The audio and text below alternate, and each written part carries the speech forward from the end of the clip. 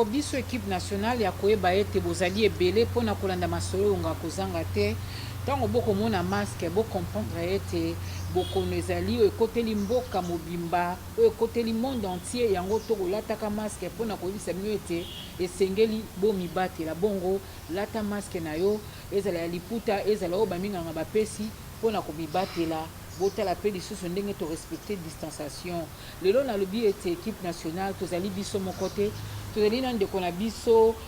Israël Mutombo oyo azosala émission kitoko bosolo na politique mokili momba bazolanda mokili momba bakosepela nango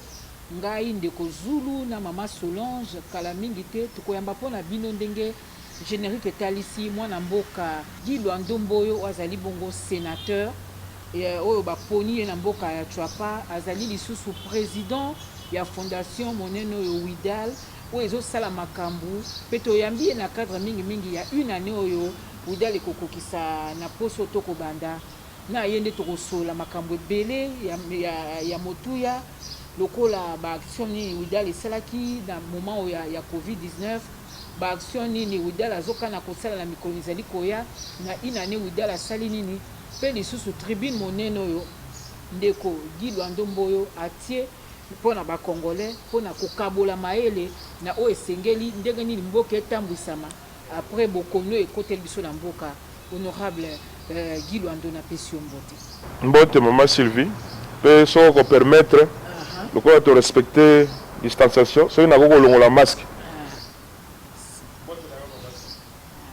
ya solo ndenge nalobi lelo émission ekoleka na cadre moko particulier toyo kokoma wana siège ya Widal wana limité po tolingi tosolola ya solo oyo ya motu yo kosala na mboka toyebi yo avocat toyebi yo moko ozalaka pembeni ya bakinois mena bao bakolanda biso oyo balibayeba Guy Lwando auta wapi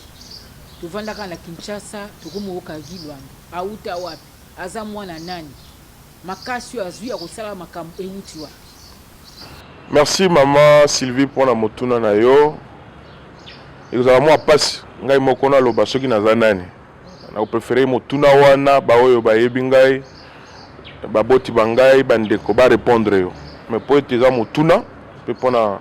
motuna yo se mérita ka yano na yango. Guy Lwando azali mwana ya Chwapa. Abotami na ba parents enseignants. Tata na ngai azalaki molakisi na Grand Équateur yende mutoyo ba mupe to pe ba benga ba sango tango colonisation esili batikaki enseignement na maboko na ye azalaki coordinateur des écoles conventionnelles catholiques d'abord coordinateur diocésain à niveau ya diocèse ya Bokungu Ikela tango mindele balongwi na niveau ya chef lié à Grand Équateur à l'époque ezalaki Mbandaka nde balongolaki papa kuna bamemie na Mbandaka lokola coordinateur provincial cette fois-là dans les Grands Équateurs. Donc yemta a simbaki makambo etali éducation na kati ya Grand Équateur na botami na kati ya foi catholique. Ce papa azalaki comme na lobby responsable na l'église catholique mais lokola enseignant mais na kati ya foi catholique. Maman ye moko azali maman catholique na koli lokola kizito anuarité lokola na bakanza anuarité vraiment na koli na kati ya foi chrétienne na tangi bakelasi tangai primaire na niveau ya Mbandaka et pas ya ba frère ya école conventionnelle catholique nde kuna nazwaki certificat na jupe diplôme na ngai na Mbandaka tango na silisi na ye na masuwa na mataki masuwa parce que tango wana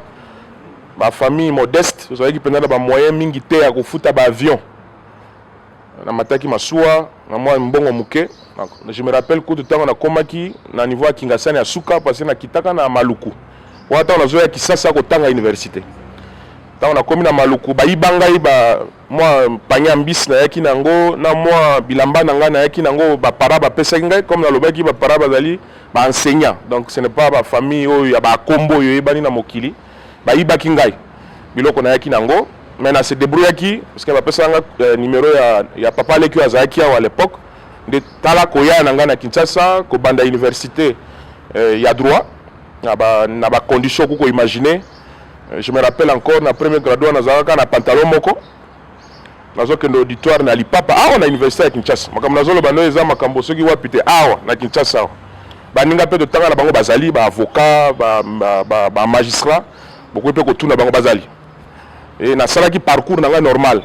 même mpona kofuta bénévole Maman Sylvie nazalaki kosungama na baninga parce que à l'époque lokola batelefone ezalaki te eke bapara bazalaki awa te bazalaki na mboka il fallait kokende na foni mpona osola na bapara mpo batindela mwa lomeya na banda okende na foni na kote ya prokoki okokenda mpe kuna bokomi na foni soki okomaki retard okuti para kote kuna aza esu te asa akendeki moye mpe akosengeza te okozwa makolo inde kozonga ti parce que azalaki kofanda mpe na matonge apres nakende mpe kofanda na campus tala na bacondition nini mais tolembaki te ti ntango nakomi na 3e année de grade na père de papa na ngai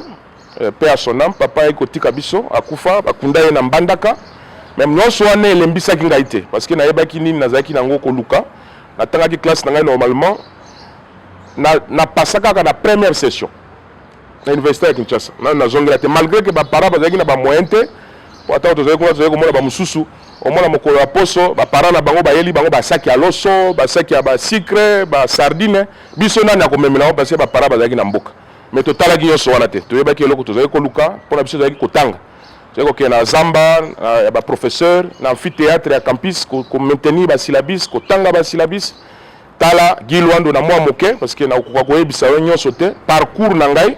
de parents modestes baenseignants dans la foi chrétienne catholique bapara batikalaki biso eloko mosusu te richesse ezalaki te kaka kelasi nde totiaki ya profit kotanga kelasi wana na ndenge esengeli eza na niveau ya école primaire eza na niveau ya école secondaire ti na niveau ya université nde nzambe asalaki biso ngolu ya kosilisa tala na mwa moke gilwando nde nani oyo azali lelo liboso na bino lokola sénateur lokola président ya fondation Widal tokoépargne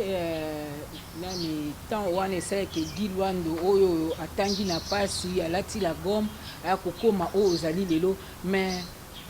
baleson nini to bavaleur nini tokoko tire na parcours wana olobi elembisaki yo te mais okomi lelo oyo esika ozali détermination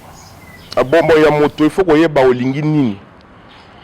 il faut avoir la détermination koenvier mutu te na vie yeba richesse nini nzambe atie kati na yo yo oza nani ozala na lolendo te vie il faut kozala na humilité mingi il faut kotosa mikolo kotosa bato maboko milai te eza bavaleur oyo biso toyekoli na kati ya foi chrétienne c'est bavaleur wana nde ekosala te ntango mosusu Maman Sylvie soki amoni yo abi te mwana oyo soki otindi ye likambo akosala ndenge esengeli mwana oyo atosaka mikolo mwana oyo ayebi bavaleur wana nde ekotinda bato babanda kofungela yo baporte epuis ntango baporte wana ekofungwamelela yo kobosanaka esika outi te il faut jamais kobosana esika yo outi mpe kobwakela soki loboko oyo etendre epembeni na yo te mpe mpona kosunga yo donc eza bavaleur ndenge nalobi détermination botosi koyeba nini yolingi fo koyeba vision na kati ya makambo nyonso kolukaka ntango nyonso babengaka excellence salaka likambo pas na perfection mais ntango yo osali mutu mutema na ye etutami ke papa gi likambo asali emarke mpe mutu tala un peu en bref moi bavaleur mike oyo il faut kozalaka nango na kati ya bomoi ekomema yo mosika toyambi ndeko Israël mpona mbala liboso na mwana sa tie loboko sango be pressé maintenant linga tokota mbala moko na une année ya Widal po yango nde mama likambo evandisi biso. Merci ndeko Sylvie Bongo ya solo ndeko Gina Pesio Pembote sango mokonzi Israël Mutombo na compte aboso na politique officielle. C'est vrai que ndeko Sylvie Motao Kamba Masuango alobito kotamba mona likambo etali nane ya Widal na lingangi na compléter mituna mibaya na likambo ya lobaki ezaka lolengo ya opesa biso mo ampole na likambo ya liboso na ngina yeba si c'était à refaire lelo na vino banda na solo yo beti esika nini ozo regretter olobi soki il faut na bandela bo moy awa il faut na corriger yango ya mibale ndengo oza wana tango yo ozo mitala oza lelo eza résultat eloko yo kanaka toza surpris na oza lelo si ya eloko moko na regretaka ezalaki mateya mosusu bapara bapesaka ngai bakulutu bazali kopesa biso na bomwana soki nayokelaka bango nde ntango mosusu nazali eloko mosusu donc koyoka mikolo mpe kosalela baconseil baza kopesa yo ezali na motuya mingi parce na age moko boye ozoyeba te nini ezozela yo lobi yango fo koyokaka bateya. Si c'était nani oyo zalelo ezali résultat exactement ya oyo kana ki ozala lobby to tant musolo bakanga na zala président na lingaki na zala maçon na ngena zo moto songolo mais vinde pesinga réalité lelo na za sénateur osutuki to yango penza eloko yo kana na kokabula na yo papa sango secret muke nazaki na âge ya 8 ans tata monseigneur moko epa na biso papa monseigneur Kumondala azalaki évêque ya Bokungu Ikela après akomaki archevêque ya Mbadaka Bikoro na âge ya 8 ans atuna ngai motuna parce que ngai nazalaki mwana basango ngai nakolane na couvent atuni ngai yo kosala nini na vie na yo ye mta rappela ngai réponse wana naloba na ye sans le savoir dans l'inconscience à 8 ans que na kosala latin philo donc littéraire nde eloko ngai nasalaki nalobaka mpe na ye ke na kolinga mokolo moko nakoma avocat mpe ekokisami bobele ndenge ngai nalobaki na inconscience na âge ya 8 ans donc oyo ezali lelo ezali reflet ya vision claire oyo ngai nalingi kopesa na bomoi na ngai. Très bien. Na koti na likambo ya Widal oyo mama Sylvia alobi oyo toyebi biso nyonso nazwi penza ngonga kotanga Widal mpo nayeba eza nini euti wapi na kozongela na molongo ya ndelo te po topesa penza lisolo eza nini eutaka wapi nga na kota likambo wana penza te mpo nga nazwi connaissance epi ebele ya bakongolais bayebi deja Widal eza so eloko kobeta lisolo te mais soko koti na molayi okomona ke Widal azali kosalisa population na bamboka muso koka molobi même o eza gouvernement to ezaka individu ndaza kosala na o wana nga na bwakeli yo ba fleur mais kokite motuna na ngai komisika aboye ba chinois balobaka pesa moto koloba mbisi nesika ke yo pesa ye eloko na mboko eza na 90 millions d'habitants to ya chômage ezali ebele mosalo yo mipesi ezali ya kopesaka bato lisalisi d'une part ezali malamu mais ce ko bandite sengeli pe olakisa bango koloba na wana na ngina yeba Widal na likanisi ya kosala misala ya kokotisa ba congolais soki ese salama loba yango soki salama te makanisi nini boza nango po lobi congolais a continuer kosenga te na mbula mususu kolemba na mbula mususu makambo ko ya mo ebele mais bao ba yekoli koloba babanda pe ko contribuer lokwa ba partenaire po Widal etika na mbula likanisi yango eza boni. Alors na vision ya biso lokola Widal biso to sala to memaka bato na ba bengaka assistanate soki bo batalaki tango to bimemba liboso to lobaki to boyi lolombo hein pesa ngai tabela ngai lolombo ekosila te tango yo nde ozopesaka bato. Très bien. Lolombo ekosila tango o responsabiliser moto na cadre wana kaka ndenge tozoloba na philosophie na biso ezalaki ete ba membre ya Widal oyo lelo toza plus de 6000 oyo baza na ba carte de membre po bakoma ba partenaire na yango na sens wana likambo ya liboso tokana kosala ezali bo bazali na ba moyen ya kosala ba université minene te po na mboka mpe bato tuka te basaka université ba wana oyo bango moko baponaki totindaki bango na formation na INPP na hôtellerie na maçonnerie na coupe et couture na électricité. Pour l'instant il y a deux lots ya bato totindaki basi basilisi formation na INPP ba wana ni tete makambo ya corona oyo bazalaki bato netu bo bayekolaki mécanique tofungwela bango garage bo bayekolaki coupe et couture tosala bango ba centre oyo bango mpe bawanda kotongaka bilamba neti ba masque oyo ya liputa ezalaki normalement nde ba atelier ya Widal les fabriqué. Bon basalaki makambo mususu neti ba hôtellerie biso moko pe na cadre ya Widal tozala ba structure hôtelière il fallait ba banda misala donc ce n'est pas l'assistanat c'est vraiment un accompagnement pour na kokomisa moto responsable na côté éducation to kolobela ngo pe to sali ba école mibale ya minene na niveau ya Mbandaka école wana lelo za ko employer plus de 80 personnes. Très bien. O ba jou emploi stable na niveau ya Mbandaka toza ko tonga stade ya 8000 places na Mbandaka na Bwende stade wana il faut pour makambo masano pour la makambo masano divertissement ya jeunesse stade wana tango zosila il faut société ya maintenance ya gestion to ko engager pe bato personnel d'appoint pour entretien maintenance au moins toujours créer misala to tongi assemblée provinciale ya Chopa mais assemblée wana tango ekosila il faut personnel parce que il faut ko ba climatiser ko sala ba carrelage il faut ko assainir wana pe ba congolais na niveau ya Chopa ba ko zoape misala to suki wana te papa sango Israël toza na plus de 1000 hectares na niveau ya Chopa 1000 hectares ni nazolo bano siko ba mama bazolo na pondu bazolo na banguba bazolo na ba tomate kala te tokolia tomate ya Widal tokolia pondu ya Widal tokolia nguba ya Widal donc nous sommes dans une approche kaka ya assistanate. Nous sommes dans une approche de responsabilisation pour créer d'emploi. Et puis production en interne. Production en interne. Joyeux anniversaire na Widal pour une année. Merci. Ça facilité. Ata ozo banga kolobana kati ya po sénateur azwaka mbongo ya boyete. Tobi que sénateur e futeli na bino na mpasi surtout na makambo to na ngo économie, bozwaka mo salaire ya mo nyongo ya mo muke. Mais nani azana simana yo en termes financiers po yo moto kombo Widal na misala is incompatible. Widal est d'abord un peu un secret à Widal. Widal est un engagement citoyen. W ezali kombo ya mwana na ngai Winner, I ezali Isaac, Da ezali Davina Luandu. Omoni na kadi ya Widal na sangisi na bana na ngai. C'est un engagement ya libota mobimba. Tolobi ete na mwa moke toza nango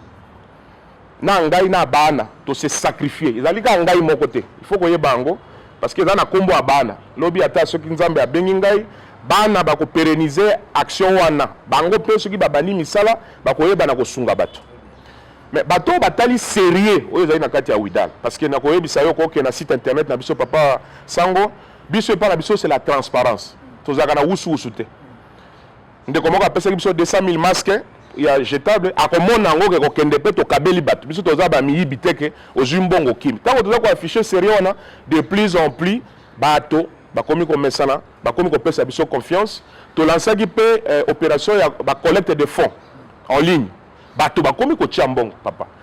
Widal les aka auditer na ba structure ya audit pour montrer la transparence la bonne gouvernance donc ce ko tient sérieux. Ceux qui ont prêché par l'exemple, au moins ils ont fait ça la forage à maï, bah comme ils ont bien l'angai lelo. Oh papa Guy,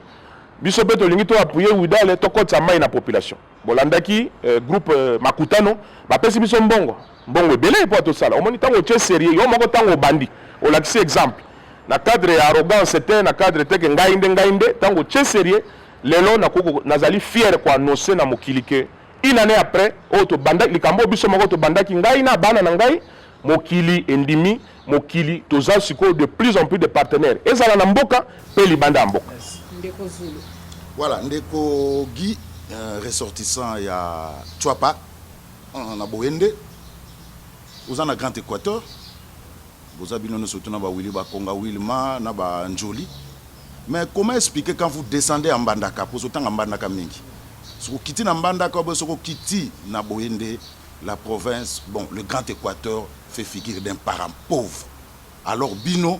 moi et l'autre Ezali. Pour nous besoin de développer Grand Équateur. Après, nous avons une question sous Widal. Merci, Papa Zulu.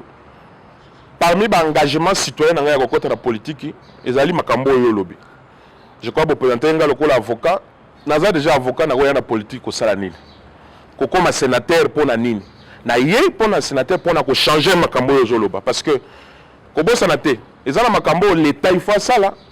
na makambo il faut ba privé il faut ba ça. Et donc makambo lobby ezali ya solo, constant na ezali ya solo, mais bitumba na biso ya politique otozo ça les ali que Équateur, ezaka ka pe Équateur te, hein, to sectoriser en côté. Ça na la sénateur, c'est sur le plan national, ba province est belé ezali na kadi ya pauvreté. Ba Bazuele, ba Kwilu, ba Kwango pasi ezali ya kosakana te. Ezala na système de santé, ezala na ba balabala pasi, ezala makasi. Et donc constat na yo sali pour la Grande Équateur c'est vrai mais c'est un constat qui est général o esengiete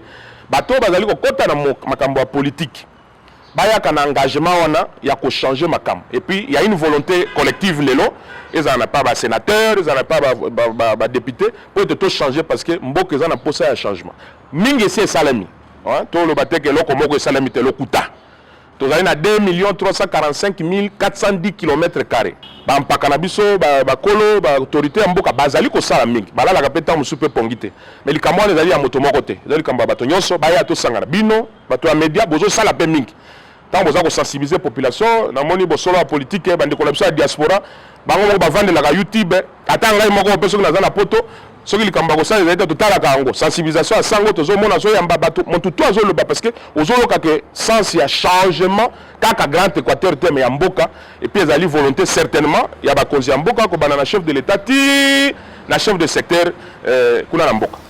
yo babota yo kaka posa lisaka bato c'est bien forage d'eau Widal azosala stade na Boende uti koloba yango eloko nini bombi ndenge Koffi Olomide aloba na bimisi droite na bombi gauche eloko nini bombi kokabana yo wana motema motema ngai naza moumbu ya motema papa Azulu kaka motema nasala ko motema etindaka ngai na lobo soki motema esengi nasali soki motema elobi nasali eza kaka motema eza na eloko moko ebombami te ngai nalingi nabakisa na oyo ndeko Zulu tuni kosala molamu ezalaka mingi na politicien ezalaka na mo eloko mo ebombami na nsima yo oza philanthrope oza politicien toyebi ke biloko ya mingi ekendaka nzela moko te ndeko Guy Lwando projet nezani na mikolo eza oya mama Sylvie bato mingi bayebi te ntango mosusu mpe nalobaki yango te ça fait plus de 10 ans que ngai nasalaka naza na cabinet d'avocat na ngai ça fait plus de 10 ans ya ngai moko bato babosanaka likambo wana te ça fait plus de 10 ans que nazali entrepreneur nazalaka na mwa bepargne na ngai mwa mbongo naza mpe mwa organisé mwa moke oyo tobombaka ezali eloko moko eza na nsima te tosala lokola ngai naza voyant te tokomonaka lobi lokola bato babetaka zeke te ngai nazosala nde makambo ya lelo oyo ya lobi nzambe ye moko nde ayebi toyebi te totika kokota na makambo oyo biso tozomaîtrise te lelo motema na ngai elobi topesa mai topesi mai naza mpe ka ngai moko te fo toloba yango bato mosusu mpe batia baforage ya mai na Kisasa awa ekoma teke widale nde moto azotia mai ata biloko exactement voilà ese bato nyonso na bazopesa baza kaka na intention mosusu te eza bango mpe bazosala na motema na bango Guy Lwando na lobango on connaît les joueurs et leur jeu lobi candidat gouverneur atwapa te papa Zulu ngai no toza lelo mokolo ya lelo ezali le 30 avril yo ozobeta masolo ya lobi ndenge nini lobi ongano toyebi te ntango nga nayebi soki nazali nateka cigarette na mbandaka nayebaka lelo ke nakozala liboso ya Zulu lokola sénateur ntango ngai nazotambola na Lagombe awa na Kisasa nazobetaka motu natambole mpa bampaka ebele kosenga bango lisungi ya kofuta classe nayebaka ke lelo nakozala président ya fondation te donc lobi ezali ya Nzambe lobi eza ya biso te totika Nzambe akamba biso yambo napesa ma Solange Maloba tomoni Widal eza moko ya bafondation se démarquer penza toke na bosolo toloba vérité bosali na oyo etali bokono ya mabe evandelaki biso evandeli biso mpona loke ete evandeli biso na mboka awa etungisi mpenza bato me soki okorapele na baye bakolanda biso biloko nini oyo baaction nini ya makasi obino bosali mpo biso toyebi me bato bakolanda biso bamosusu mpe kaka mosusu batalaki me batalaki bien te eza baaction makasi te parce que nazalaki mpe biso moko te tozalaki bato ebele ba ONG po tomonaki baambulance bolatisa biso kaka yango te mama Sylvie bato ebe merci mais nazoloba ke kati na bato nyonso oyo basali makambo na makambo etali prévention mpe lutte contre corona Widal mpe ezalaki na kati likambo ya liboso tosalaki ezalaki sensibilisation na sensibilisation topesaki message ngai moko nasalaki na enregistraki message oyo elekaki na bitando eke tosalaki mpe nzembo mpona komobilize mpe kosensibilize bato tosukaki wana te kaka na nzembo te ntango tata mokonzi ya mboka alansaki elan ya solidarité nationale tolobi solidarité nationale tokende korépondre favorablement toyaki topesaki baambulance mibale ndenge bolandaki en dehors ya baambulance tokitaki mpe na balabala tokendaki na barond point oyo eza chaud kolakisa bato ndenge nini kosukola maboko kokabola basavon tout ce qui était message ya sensibilisation tosalaki yango et puis nous avons agi à travers deux ambulances topesaki à travers distribution ya bamasque parce que masque lelo ekomi obligatoire moto nyonso fo alata yango ntango mpe batata bakonzi ya mboka balobaki te Équateur koza na kit na bino lo na bino ya babiloko ya prévention tohésitaki te koafrete avion mobimba mpona kotinda biloko wana na niveau ya Équateur ngai moko mpe ntango balobi kosukola maboko akosukola maboko na mai wapi tolobi te tokosuka bongo te tosia mpe mai esika ezangi yango moni tokei neti na bakimba nseke na babadara kuna na nsele tosali na kingabwa tokosala yango mpe karate na maluku mpe na lemba donc tozokende vraiment vers esika bandeko esika posa ya mai ezali po ete tomeka koloba te sukola maboko mais mai eza wapi ntango yo ozotinda ngo na sukola maboko fo mai ezala te mesure barrière donc voilà un peu en quelques mots sensibilisation action nakopesa oyo tango élan ya solidarité tozaka na biso moko te tango balobaki makambo élan ya solidarité tokei kopesa baambulance mibale na caisse ya solidarité na caisse na INRB topesaki yango opesi misolo te mpo basengaki misolo tomoni bandeko lokola Delice Esanga aza mpe molobeli lokola yo moto akamati misolo na ye nyonso ya 7 mois atiki yango na caisse ya l'État mpo te esunga bato eza kaka ye te tomoni bada yaki awa ye kopesa $150,000 tomoni bato ya ndenge na ndenge bakotinda bambongo en terme ya mbongo ambulance bokozwa yango na bato boye kopesa en terme ya misolo botie nini biso na ndenge ya organisation na biso papa Sango toza na cadre ya bavaleur na biso omoni ata soki tokende na orphelinat kopesa tolingisaka ngo elekaka te ata topesaki mbongo tolingaka kolobela te parce que eza na philosophie na biso te mais bandeko basalaki makambo ya malamu c'est très bien tobeti maboko mais biso toponaki tosala mwa moke wana ya kopesa ambulance eza mpe ka mbongo te mpo eza na mwa valeur donc eza selon philosophie na biso ya fondation mais encore une fois bravo félicitations na bandeko nyonso na bakulutu nyonso na élan na bango ya solidarité oyo bandimi bapesa baemolima na bango mpona lutte contre Covid. Sénateur Guy Loando tomoni awa au sali tribune na autant rana lopoto l'après Covid-19 se prépare dès maintenant au pessimo ba point belé na kati wana na simbi mois moko komi réinventer l'économie congolaise donc esengeli ba bongula ba sala makambo ya biso ya kita ba sala ngolo lenge mosusu toebite soki tango komaki yango omona ite bakosala ngo lolenge mosusu na ndenge nini parce que lelo économie na biso économie ezotalaka à libanda nyonso yaka libanda tango lobi ba bandela yango batala ngo lolenge mosusu na makanisa ngo koyebisa exécutif nini na mokuse ezali photo zala na marché local balobi Congo ezali scandale géologique biso or cobalt nobium manganèse étain et eutaka na Congo mais pourquoi pas ba liage oyo moni ba câble électrique oyo to salaka pourquoi bazo fabriquer yango na Congo te pourquoi kaka ba minerai bimaka brut pe ezongela biso ba produit fini pourquoi pas avoir ce marché local là na cadre ya corona omonaki même ba masque oyo il faut utaka libanda on peut pas avoir quelqu'un ici une industrie locale ici omoni to yambi bino na limité awa te to bengi esiko quartier industriel ba industrie etondaka awa ebele ekangama mapango bakata kata déjà voilà et comment bilamba to lataka mingi na biso awa pona osomba elamba il faut kende Chine il faut kende Dubai il faut kende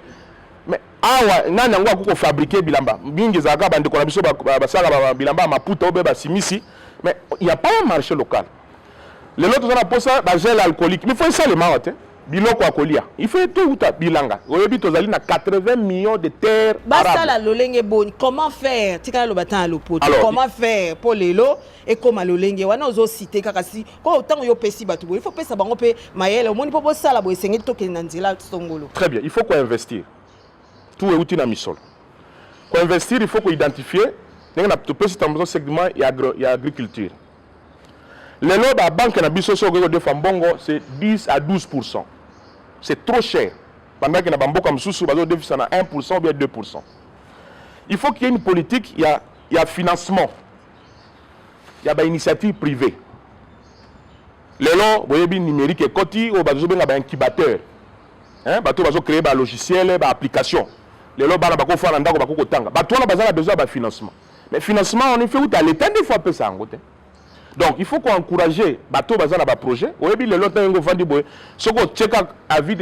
ya olobi ki nazo ko jwa nazo luka ba projet à ko financer mama Solange okozwa ta 10 millions de projets bateau bazana ba projet à malamu ningi ni ko transformer ba mbila ko ça mais financement des ozanga donc il faut une bonne politique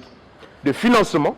il y a ba entrepreneur local. Est-ce que Guy Loando azobima le quoi donneur de leçons te pour salika lelo widal omoni ko sangisaka maboke ya batu na ba quartier yango na lelo mingi bazoba pona nini akomona lokola yende ayebi donneur de leçons ayebi te na mboka na biso esika to utina esika to komi poanya ninga mona ke to ko réinventer roue. D'abord liboso parlementaire molobeli ya population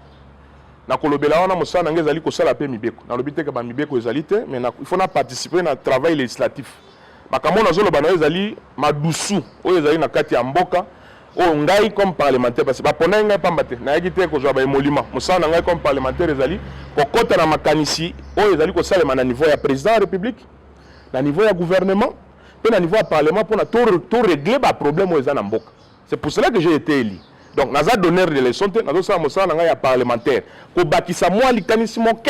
gouvernement. Nous avons santé. Tant qu'on va bien dans le conseil des ministres, tant qu'on va faire des choses, nous avons à son niveau. Donc, nous avons donné des parlementaires. Nous avons été opérateurs. Ça fait plus de 10 ans que nous avons travaillé. Ça fait plus. Nous avons fait le sous qui n'a pas été soupoté. Donc, nous avons dans le cadre économie, nous avons fait acteur économique. Et ça, nous avons constaté que nous avons lié à bilo un piodi na boité marché tout coup importé ba produit mais tout lié à ta bambis na biso pe ya wate ma suivi tomate na biso pe ya wate et ça m'a peut-être parce que on moni likambo monene les années tango mokili lobi frontière ekangami avié matate avié kitate ndé parasi likambo bandite ceux qui le mettent en côté na pénurie au moment que le ministère de l'économie bazo bundana makamba ba prix ba spéculation ba prix le lot bateau de change za ko mata mais si nous avons notre propre marché local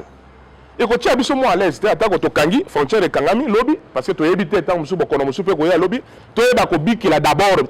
hein to compter d'abord na ba moyen na biso moko nano avant ko tala libanda tala tina na za ko insister que marché wana fait ezala ba congolais bazali na ba idée malamu to ba ndenge nini ko financer bango c'est ça Paris na biso parce que tant que tu finances mutu wana comme contribuable alors bon kufuta mpako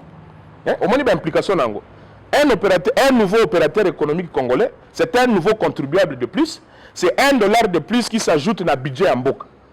bon ça il la makantina oyo na mukuse kama mama civil imbisa pour ça il la makantina etika lettre morte te ngai na komi ba kopesa ngo pe na ba parlementaire comme na lobaki ezali débat qui est ouvert makanisi ba scientifique bazali ba professeur d'économie bazali biso to pesi ka makanisi na mo expérience mo keto zanango sans to lo ba ke bisonde to yebi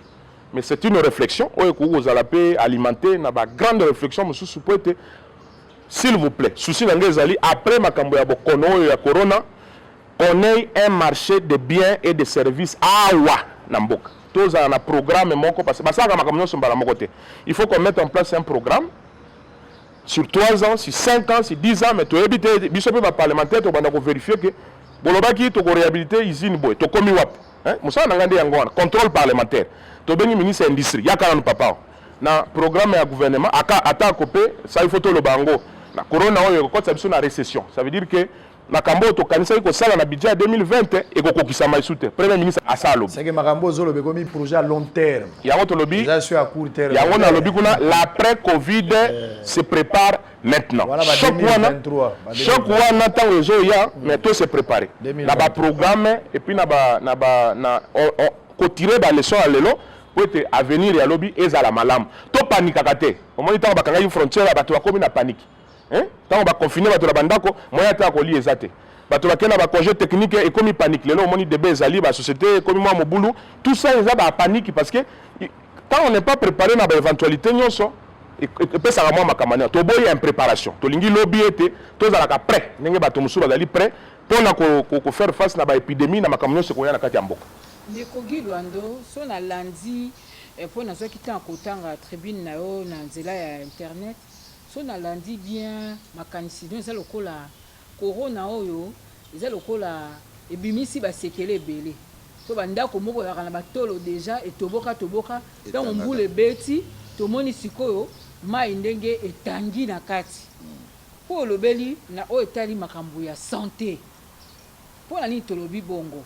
ifaki corona ya poto ba RDC no bato ba na 50 respirateurs. Il faut qu'il y ait un peu de monde au sala bonani calcul le bic est sur 8266 centres de santé B106 et tungami na matériaux durables et là ils ont là moi yo pesi na ba solution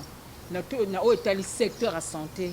et là on y a motu ya to ko simba pour l'économie et simba marafo mutu na bonne santé de rendre pena to ba moboko ya makambo nyonso. Ma Sylvie,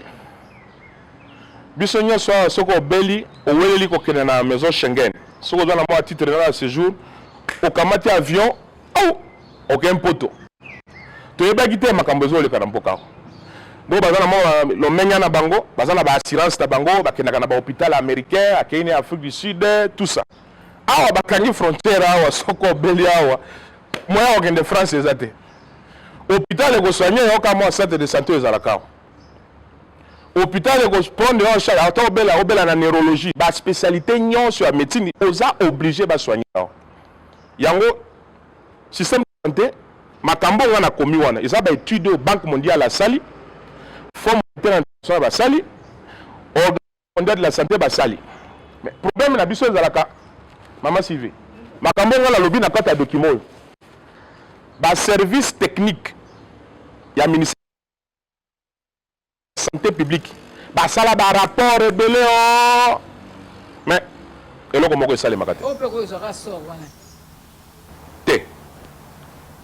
soki esibiri ka sor wana ntango corona alobi ekoya ekozala lisusu catastrophe toboyi nde catastrophe ezonga lisusu tosala ni remise en question na budget ya mboka parce que koélabora budget eza eloko mosusu komobilize mbongo eza mpe eloko mosusu il faut toyebaka yango ata batie budget 10 milliards wana bakomi nde kokoma na parlement mais mpona misolo wana 10 milliards ekota na caisse ya l'état nde omoni partout tolobi ya makambo ya bonne gouvernance tolobi yango mpe na cadre ya tribune c'est la bonne gouvernance nde ekosala te misolo toza koespere komobilize ekota na caisse ya l'état donc système en santé c'est extrêmement important lelo oyebi balibéraliser secteur ya assurance lelo un privé à quoi font la société d'assurance. Parmi les produits d'assurance, il y a ce qu'on appelle l'assurance maladie. Au EBI, tout ça, la santé universelle.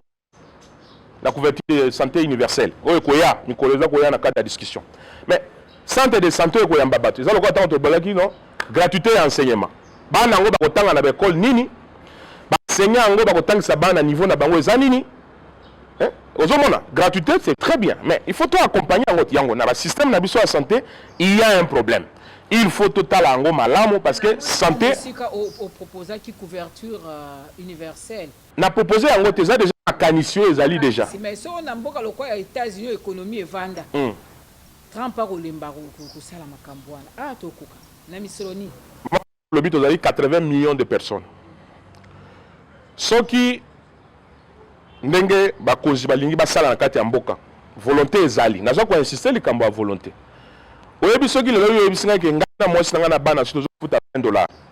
donc papa maman na bana mine obe bana mitano okuko kende na consultation mais consultation okuti nde consultation eza biloko ya usu te hospitalisation okuti pe mbeto penda ya hospitalisation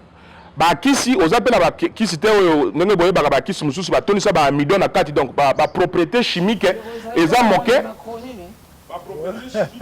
makiaku ba pomporine o kisa lokuta ba osala voilà mais ba kisi andengo wana teke zoto ndeza monene kisi na kati exactement donc propriété chimique oyo ko bikisa moto eza moke ba tondisi ba amidona ba biloko moso ezanga tina na kati te mais eza penda kisi ya solo ke moto ameli pe bikisi composition chimique yango moni na mikolo ya na cadre ya musala biso to proposer ba loi o etali protection des consommateurs il faut na le belango parce que loi on ezalaka te au mona moto zo benga na téléphone une minute coûte comité et katani moto akolobela yo asate donc maman Sylvie système de santé to beliango to proposer ba solution pour que qualité et ça la boutique te moto alali na ye na coin moko ya balabala et c'est ka salon na ye komi ko pasola ka bateau ko botisa ka bateau dans des conditions qu'on imaginer te donc ba inspection ya ministère de la santé il faut tout à makambo wana donc investir mingi na système de santé na éducation tala ba pilier ya développement ya mboka nde yango wana nazala ba biloko mi balé penza ya moi mikuso ko lokotango ata na 2 minutes aussi ça na sepeli d'abord pose huile kanisi lokola aigle ko tala sima ya likambo ya COVID-19 vie faut continuer bato ebele même na Chine omoni bango bavandi batali babite ifongoli to continuer batali lolenge musu ya kosala makambo nana mituna mibale likambo ya kelasi oyo lobi botongi ba kelasi sika wana période oyo bana moye batanga ezali te po distanciation ndenge bato balobeli yango na mokili bato amayele tokoke eti 2022 tokozalaka na lolenge ya makambo bato na bato bongo kozwa ba mesure na bango ndenge ni ya kopalier na situation likambo ya bana ya kelasi na période oyo politique nini bino bo proposer na période oyo parce que bana esengeli batanga ta bakene bitelo batanga kate mesengeli bakoba na yango lolenge ni ozomona makambo yango iko salama wana liboso ya mibale na makambo etali économie yango pezo zwa santé politique ya mboka na biso et centraliser siège à institution na ba faire nyonso na commune ya Gombe lelo commune ya Gombe za na confinement moye bato bakota na zate nazwi likambo ya zando lobi nazaki na zando pona badwi makanisi ya kobongisa zando mais ekozonga lelo te msi na janvier congolais wana azolanda yo za sénateur alia kobe na zando asaka nyonso na zando akovanda ta musu inane akosala eloko te politique nini yo oza nango oyo koyi koproposer lelo ole bato nyonso basouffrir nde basouffrir lelo na zando mais pendant période ya covid-19 wana eza likombo après te na période oyo politique économie nini gouvernement provincial ton central bakoki koadopter pour sauver les meubles pendant cette situation à covid-19. Alors sango pour etali makambo éducation bisika mususu na lobi na likambo ya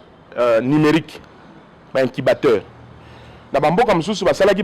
ba application bana atako bazokele na classe te na tablette na ye aza na ordinateur azosala ba devoir hein mboko internet ezali azosala ba devoir internet na énergie il faut ça l'utilité te voilà après ministre Willy Bakonga azobunda bunda yango pe azobunda très bien tomoni télévision mobimba pour éducation ici quand nous étendre que ezalité la te po ba pe na courant voilà donc initiative eza malamu mais ekosunga ba province quelques provinces donc je salue d'abord initiative wana ya ministre Bakongo eza initiative du gouvernement c'est photo moi na Tchopa ministre d'état na biso ya Tchopa donc initiative ya gouvernement ezali malamu mais ezali ko résoudre un problème moké bisika tout bana ba comme na ba incertitude ngai comme un promoteur ya bana bazo banga bazo ese chef ese toko sala ndenge pesango alobita museko na 2022 donc to na ko investir na tout ce qui oyo ko sunga ete atako toko ko mona na ndeko te bato basaka ko babenga ba vidéo conférence oko so na bato bazana mokili mobimba mais senga ka internet malamu courant pe malamu voilà donc il faut to mekano ko tala makambo na ko investir sur le numérique na ba incubateur pour na ko développer ba application mais boyebi ba congolais pe basala ki ba ben school app les applications ba congolais basalaki na moni pe e-class pe bimi exactement ko kofi asali moi makambo na likambo voilà mais on moni ba school app eza ba makanisa mais encore une fois accès à internet ezali na ensemble ya territoire te eza makambo il faut tout aller la moi mingi gouvernement il faut ko investir kuna parce que et puis il faut que ça bana nyonso chance ndenge exactement bazana courant là ba bazana courant bango tout ba élève exactement et puis que gouvernement za ko se pencher nango mais to ko beta c'était pour être internet accès à internet ezali droit ya bato nyonso bazana nango il faut ko créer une app to yebi teta musumi solezate gouvernement normalement en situation normale et na yebi yango parce qu'ils sont en discussion au niveau du gouvernement il faut to on dit ba PME bato bateka na net na bazando bazala petite et moyenne entreprise bon bazali répertorier bazana ba numéro ba futa ba patente na bango normalement il faut bazana minimum au gouvernement ko ba les États-Unis ba 2000 milliards de dollars ba ko injecter dans l'économie Union européenne près de 570 millions de dollars pour la ko kende en aide na ba seto e kangaki omoni ba lobaki ba futa ba loyer mais ya teka na moi biloko bayer etam so akabi maboko pour na 2 mois mais lobi akoya ko on loyer mutu wana tanga kofungola boutique na ye recette ezata kofuta loyer na mbongo nini donc il faut tout malamu atako to ko katoza na récession mais il faut une politique kokende vers ba FEC organisation patronale lokola ba FEC ko solona bato ba FEC le pour l'état d'urgence ba surtout ba kofuta ba salaire ndenge ni ba impôt l'état fait ka pendant période de état d'urgence l'état ba compenser ngo ndenge ni donc il faut vraiment que le gouvernement kende vers ba PME vers ba société ba solula pona ko tala manque ko zala nini ba risque ya ba perte ya ba emploi et ko zala nini ba revenir au gouvernement ko perdre ko zala nini pour que total un plan stratégique pona ko sauver l'économie après Covid ce qui était papa et ko zala catastrophe to boyi to revivre catastrophe na mboka ndeko sénateur ba mituna pe mibale ya mikuse ko ba bitango se komi ezokene makasi lelo tozo tokomona ba message d'espoir likamba Covid ba pays mususu ça ba message d'espoir mais biso awa mois d'avril ekozala matata mois de mai ekozala matata wana bloc ya docteur Muyembe naningi yo en tant que sénateur tamso docteur Muyembe azotala yo na Madagascar babandi kobina basoda bazobina présence za kobina bazu ya bango kisi nana sala effort congolais o ba négliger kawa toyebi ba kinois pour tous les la docteur Muyembe fungola azo ngo fungola jete lelo Jérôme Makoti est-ce que message nous copé sa docteur Muyembe pour te roka lobi ba tie bakala soka komi message nous coupe ça docteur Mouyembe pour to boyi bakal afungola jeu pour Jérôme Asala qui si de quoi il est capable na Madagascar ya liboso ya mibale na ba message na ba mesure bazui ba congolais ba se plaindre na mesure moko ba matanga yo za sénateur est-ce que ceux qui confient des sili boko voter biso loi te matanga etikala kaka ndengwana e wuti bimekei pour ekoma feti ba tailleur ya basi ba kopesa muta kufeli transport apesa ba transport boko voter loi mote matanga etikala kaka ndengwana ndeko Zulu oyebi na économie balobaka ba besoin ezali illimité mais ba moyen ezali limité. Ça c'est notre cas. Mais face aux moyens limités, c'est là où intervient la notion de gestion. Koyeba ko privilégier, ko affecter ba ressources tozanango na makambo e ko mema biso e ko tinda biso to kende liboso. Docteur Mouyembe boyebi azo sala musala monene na kati ya mboka abandaki na lutte contre Ebola. Gouvernement pe ba meki ko tia mo ba moyen na disposition na ye mais ba moyen ngo pe zo ko kapenza te photo lobango. Soko ele lota na rond-point Victoire esika bato bazo mata na bisi esika ko sukwa maboko ezate na mokolo lelo. Tous c'est exact confiné ka na Gombe. Atako na Gombe ngo tango zo le ka ba point ngo d'entrée. Obi bokono wana ndenge ba spécialiste bazo loba okoza na nzoto mais ba symptômes zo la kisate. Ko prélever température les amalam. Mais yo zo prélever température tant on mutuana nanu fièvre bandité et pourtant ça déjà na corona. J'aurais bien voulu que na ba point o est entré na Gombe basa la grande dépistage. Savon pe sili nango to. Voilà, na ba mayo la chlore wana. Bazo cha chlore na kati. Exactement. Balobi bazo bakisa ka mosusu na kati. Ozo sa kwa maye komi. Donc ça va tomber bon. Maye komi leke. C'est le dosage. Donc quand je température les amalamo, mais ngala ngaki na kati prévention, il faut battre dépistaka. Comme ça, tu y es, comme non 500, nous battons yoka. Mais 500, on est solo besoin le kuta. Voilà. Donc, nous avons insisté pour que, c'est vrai, il faut les aller au cadre d'équipe à riposte, mais il faut aller au-delà de ça. Les longs, on a senga vraiment, nous avons insisté. Babougoumès, bâti à point de lavage d'eau, na ville, province à Kinshasa, ne fils que c'est qu'à battre mataka bis. Forage peut s'engager à la partout dans moment on a passé maïzat. Alors toko sala ngo après peut battre musuba koloba ya la kisinini omoni kaka omoni olobili kambo na le contraire. Bref toko kende forage et ko lobinde ki na cadre effort ya gouvernement même kana ko tala. Papa Zula lobili kambo ya bibembe. Te na tondité likambo ya Jérôme Sokaye babi makoleza na nzela. Po asache babi na Madagascar. Eza lokola Sadio Mané zo gagner na Liverpool Sokaye ko gagner kakao. Asa te babi na Madagascar soka yé bacha ekal to bacha ekalte po te ba congolais muye mazulu ngofungola jeté. Papa Zulu na émission moko na lekaki na expliquaki na lobi makambo ya gestion ya bokono ya corona eza makambo ya politique te. Eza makambo ya science. Ba épidémiologue, ba grand chercheur, ba pesa biso ba solution. Soki ndeko Jacques Jérôme, un compatriote. Mon super alekaki na émission moko de la place docteur Vangu. Hein? Baza ebele. Oh mutu na formule na ye, o pe za ko prouver que formule ngo pe zo pesa bien. Mais nan na yo ki ata mukolo moko te ke ba bengi bango ba scientifique wana. Chef de l'état sali yango bravo, to pesi longonya mingi na mokonzi mboka. Mais en dehors na docteur Jérôme, ba docteur musupe bazali a, musupe kutu pe ba se déclarer te. Mais na lingai quand même ke ba sangisa ba mayele nyonso ya mboka na cadre de recherche scientifique. Va proposer une solution au lieu de tâtonnement. Donc, tu as tâtonnement, tu as précision. Précision et où tu as la science. Mon science, c'est 1 plus 1 égale 2. Il a 1,5 T. Donc, tu peux si le monde a mis dans mon mboka, na effort à sali comme Jérôme, ba congolais mo super bazali, au peut ba proposer une solution sous na cadre de la lutte contre Covid. Tu as vraiment que le gouvernement na biso et sangisela biso ba tout ya mayele wana. Va proposer biso ba solution na makambo yo tozana ngo ya lutte contre corona. Matano. Bato mingi bazolo ba débat tout ça eza que tango basala ba matanga ba mbongo ekendaka ebele voilà. Mais il y a des discussions autour de ça aussi, c'est un débat.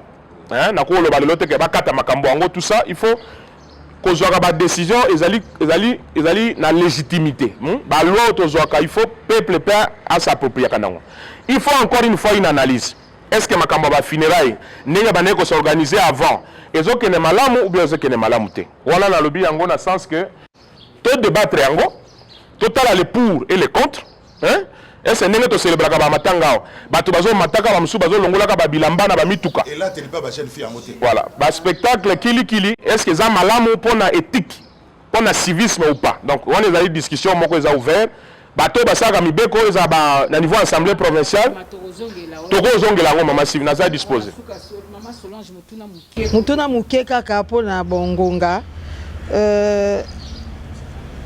honorable Guy Luando lelo tomoni ekomi kaka kende parquet yo ozali avocat ozali pe bato ya mibeko est-ce que toboyi teza makamba ba scientifique mais bino boya bakeli mibeko yango po sali biloko nyonso tout pona kosunga lelo yo est-ce que bobandi déjà ko se renseigner po lobeko Mateo Muyembe parquet kingani kuna parquet bosi bobandi ko se renseigner po boyeba misolo oyo bato bako pesa pour une bonne marche ya gestion ya crise sanitaire oyo bozoluka da ko yeba po to kota suna kata mbilinga te e koma suko kanga bato kili bino bakeli mibeko takata tribune alobeli makambo bonne gouvernance c'est lingi koloba transparence mibeko ya mboka ba misolo ya mboka soki ekoti na caisse ya l'état il fait ça transparence pa ya pe ba ko pesa population da komi koloba lubango mingi to yoki bazo so mbongo bazo so ba million yango tribune eza kolobela makambo ya bonne gouvernance faut gestion ya ba denier public ezalaka transparent ezalaka usu te lokola eloko moko ndenge ya il faut ezalaka transparent donc bakonzi ya mboka bayebi loi de finances ezali banorme ezali bato bapesaka mbongo basengaka mpe bamona ndenge ni mbongo yango ezokende toki ntango mosusu nani ministre ya santé eteni alobi yo topesi $2,800,000 na équipe ya riposte toyeba te $2,800 yango ekei wapi ti lelo baconsommer combien naoki mpe banque mondiale bazotinda lisusu soki 300 et quelques millions de dollars je sais pas très bien le chiffre mais bambongo to wana ezokende wapi donc je suis d'accord ozoyoka débat na bato nyonso balingi baloba transparence tokosenga vraiment na gouvernement oyo ese bandi kosala mosala monene na chef de l'état pour que bapesa biso menu wana ya transparence pour que tant solo la politique ou bien équipe nationale bazana besoin o etali makambo ya mboka ezaka na omoni tolobi likambo ya sincérité ya ba compte ya l'état principe moko important ezali c'est la sincérité des comptes il faut pas ba konzi bandi makaba auditer bango soko za mokonzi ya mboka neti yo mama Solange ba bengisi yo mama otaki mission de service ba pesa ki yo mbongo boy ekei wap facture hôtel et zawap on a foutu taxi ici comme ça justifier comme bon à l'état donc nous voulons vraiment qu'il y ait la transparence il y a un monde que ça l'a été bato ba pesa biso confiance ba ya na misolo parce que bossa na te mbongo ya l'état et uta kaka na mpa côté l'état pas defaka mbongo omoni ministre ya finance à lancé que bazo benga ba bon du trésor mais bon du trésor les ali na marché financier local mais tu vois sur le plan international la bourse qu'on lève bon mais pour la monter ça moi loco il faut inspirer confiance donc to sengi vraiment confiance c'est la transparence la gestion ya mbongo na cadre de gestion à Covid. Sénateur Guy Luando émission ici. Merci. Tu es bien tes calendrier nani Covid dérangé par calendrier belé tant on sous ce que ça la les premiers nani les 5 mai on a ceux qui mamba Covid au na kanisa Maman Deborah Luando bako pe ko kita po bakota ka masolo ngo bongo pona makambo ngo ndenge beta mina ngo boye calendrier kufi mais na une année anniversaire et les kandengeni na passe na motema parce que on nyonso to kana ko sale matin to ngai to lancer projet moko munene to biyango Lady Agri nini ko lakisa ba mama kolona mais to moyo to sale zate ba événement nyonso to kotala tout en respectant ba norme ya état d'urgence ndenge ba konzi mboka baza ko kamba biso tokotala ndenge nini tokofete yango mais tant que tokofete on a ndenge ya fête te parce que to uti pe na bokono te to perdre pe bato ebele baninga bato mingi batiki biso na cadre ya maladie ya corona anniversaire moyen to sala ngo pe na pompe te kozala te tokoluka format nini après réflexion na bureau coordination na ba collaborateur na ngai toluka sous quelle formule toko célébrer yango mais encore une fois toko annoncer bino na presse lo lenge nini toko célébrer une année wana ya corona moi documentaire à action sobosali et aux appels malamu sukoleka exactement et na profiter pe na présenter ba condoléances na ba famille nyonso oyo zaki éprouvé na cadre ya corona nous sommes de cœur avec eux encouragement pe na équipe ya riposte na ba konzi mboka to tcha ba effort pour que tolonga quand même bokono ya corona elonga bisote matondi na ndengo ndima kopesa biso 60 minutes poto sola na yo to féliciter au pe na mosala kitoko ozwi po kongola linga mambo akoma te ozwi tan okomi otia yango pe boye na mwa lokasa po otie na disposition ya bandeko po na okabola mwa makanisi ya motuya na o etali après covid 19 matondi na mino baye banso bolandaki biso na mokolo lelo na rappeler na mino ete toyambaki po na bino sénateur Guy Luandomboyo o azali bongo président ya fondation Widal matondi nde tokutani na mikolo ezali koya.